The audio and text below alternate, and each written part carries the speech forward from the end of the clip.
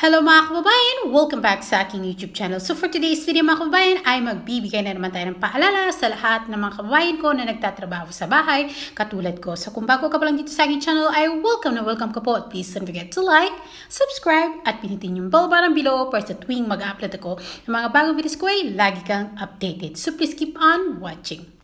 Hello po sa inyong lahat mga kababayan and welcome back again sa aking YouTube channel. And for today's video ay magbibigay pa rin tayo ng paalala sa lahat ng mga kababayan ko na nagtatrabaho sa bahay katulad ko. Mayroon na naman tayong isang kabayan na kung saan napahamak at pinakulong ng kanyang employer dahil sa kanyang pananampal. So si kabayan po ay kasalukuyan na nakakulong at nag-aantay po siya ng tulong sa ating embahada para makalaya. Paalala ko po sa lahat ng mga kababayan ko na nagtatrabaho sa bahay katulad ko.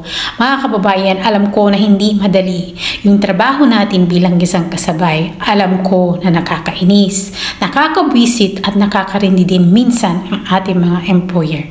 Hanggat hindi kayo sinasaktan, hanggat hindi kayo dinadapuan ng kanilang mga kamay, huwag niyo po silang sasaktan katulad ng ginawa ni kabayan.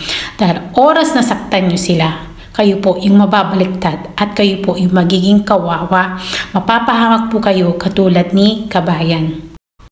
So mga kababayan ko, kailangan nyo po ng mahabang pasensya, baldi-balding pasensya kapag kayo ay mag-a-abroad at pumasok bilang isang kasambahay.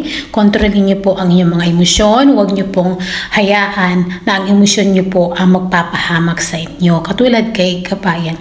So hanggang dito na nga lang po itong video na to. At sana po ay makapulot kayo ng idea at aral sa video na to. At maraming salamat po sa patuloy na panunood at pagsuporta ng aking channel. Stay safe and God bless us all. Bye!